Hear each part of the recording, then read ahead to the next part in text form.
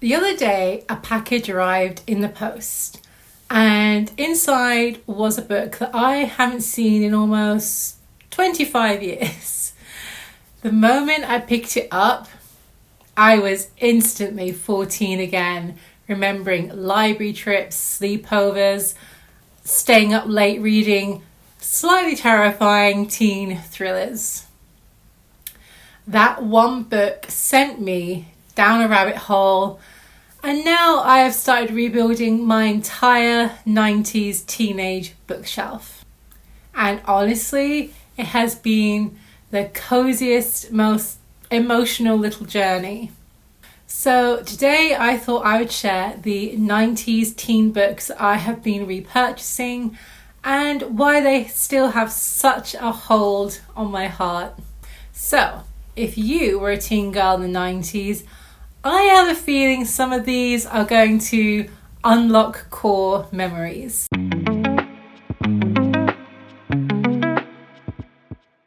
If you're new here, hey, hi, hello, my name is Melanie and I write cozy living books for real life and cozy fantasy for gentle escape.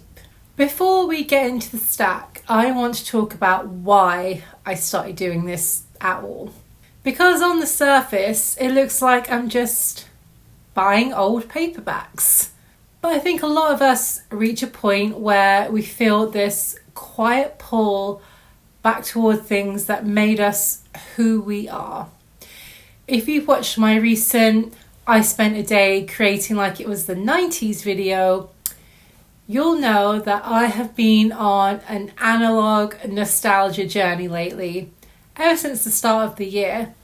And this feels like an extension of that. For me, these books, they were my comfort, my escape, my first taste of slightly dark, slightly magical storytelling.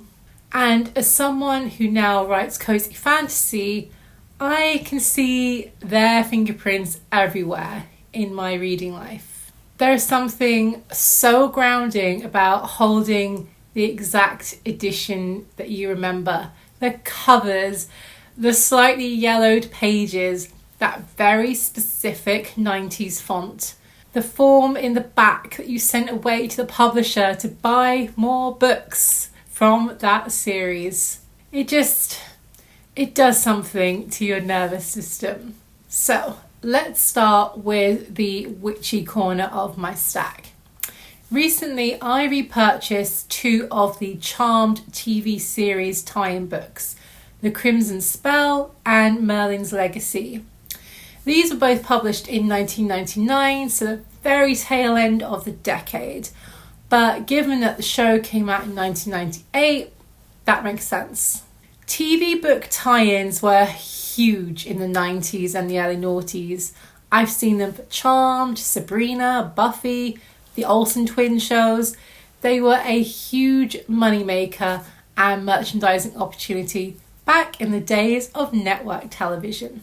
Anyway, if you were a magical girl reader in the late 90s, you probably already know the vibe. These books came out of that whole post-Charmed era where we were all just kind of quietly obsessed with witches, ancient magic, slightly dangerous supernatural love interests. I remember these feeling so atmospheric and grown up at the time. What I love now, rereading them as an adult, is how earnest they are. There's something very comforting about that kind of late 90s paranormal tone. It's dramatic, yes, but also strangely cozy. And honestly, you can absolutely see how books like these nudge me towards writing magical, comfort-first stories now. Now, this is where things get very 90s. Who remembers point horror? Point horror books were big business in the 90s, as were its sister books point romance, for those who wanted a softer read. It's funny, I loved point horror, but I am absolutely not a horror or a thriller reader as an adult. Those books were as scary as I like to read these days. So I recently picked up the Caroline B. Cooney collection, and opening this felt like unlocking a time capsule. She was my favourite point horror writer, and I remembered the plot of the first 2 books in this series to this day. Because if you know her books, you know they had that very specific teen thriller energy. High stakes, high emotion, and just a little bit unhinged in the best way. The first book in this collection, the plot is peak 90s teen fiction. At the centre of the story is this very era-specific obsession with doing whatever it takes to be pretty and popular.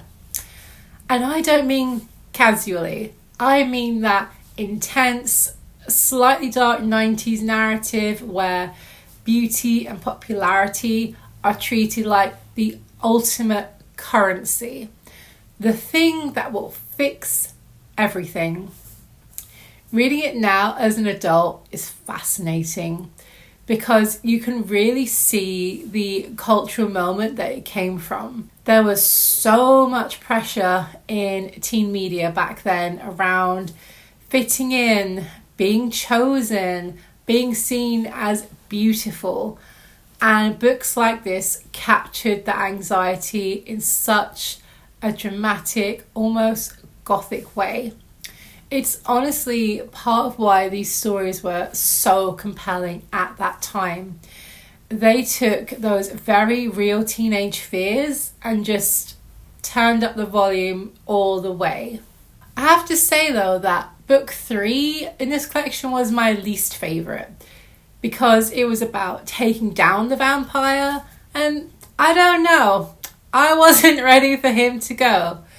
I wanted my turn to be pretty and popular.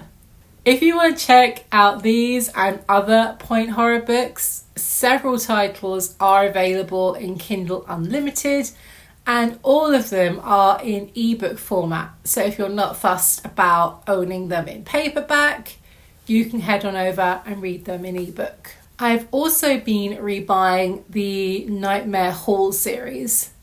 If you were a point horror girl, you already understand the vibe here. This was basically baby dark academia. They're all set at the fictional Salem University, and they are all interconnected standalones. When you read these, you would be completely hooked, mildly traumatized, and absolutely unable to stop turning the pages. What I find so cozy now, which is funny considering how spooky they are, is how nostalgic that fear feels. It is that very safe, very contained kind of teen thriller fear that just transports you straight back to being 14 with a torch under the covers. The ones I picked up so far are The Experiment and The Silent Scream. And what strikes me in revisiting these is how tense they feel. These were the books that made me feel very grown up and slightly nervous. You know that feeling when you're kind of just reading something and you're like, should I be reading this? I'm going to keep reading this. If you loved these, you absolutely went on to read things like The Secret History by Donna Tartt and anything by R.F. Huang. I also picked up a couple of the old point romance books, which if you grew up in the 90s, you might remember seeing lined up on the shelves in libraries and bookshops. They were these slim little paperbacks that promise drama, friendship, and the kind of romantic tension that felt incredibly grown up when you were 13 or 14. One of them is Saturday Night, which is all about a group of girls preparing for a big school dance and believing that this is the one night that might completely change their lives. And then the follow-up that I purchased is Last Dance, which explores what happens afterwards when all those hopes and expectations start colliding with reality. And honestly, rereading them now feels like stepping straight back into that very specific 90s teenage world where everything, friendships, popularity, who you were, everything that you were doing with this dance felt absolutely monumental. Especially for those of us who grew up watching American movies and TV series with these big proms and dances. And for me, whose school never put on a dance of any kind, I thought it all looked very glamorous and fun. And finally, we need to talk about Sweet Valley University, because this was truly a moment. If you grew up with Sweet Valley High and then graduated to Sweet Valley University, you'll remember how incredibly sophisticated these felt at the time. Like, oh, we are adults now. Looking back, they are so wonderfully dramatic.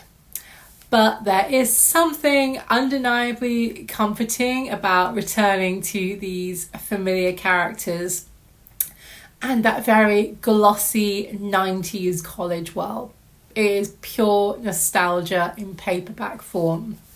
What surprised me most about this whole rebuying journey is that it hasn't just been about collecting. It's been about remembering. Specifically remembering the girl who read these the first time, the feelings they gave me, the worlds that first made me fall in love with books. And I think for those of us who grew up in the 90s, there is something especially powerful about revisiting these stories now, because they were our first taste of escapism, atmosphere, emotional storytelling. And honestly, I can see so clearly how they shaped the kinds of cozy magical stories that I am drawn to today, both as a reader and a writer. Sometimes rebuilding your bookshelf is really just another way of finding your way back to yourself. If you were a 90s teen reader, I would love to know, which books are you tempted to rebuy? And which ones absolutely raised you as a reader? Let me know down in the comments. I have a feeling that we are going to unlock some memories together. And if you enjoy cozy, nostalgic content, don't forget to hit the subscribe button down below. And I'll see you in the next one. Bye.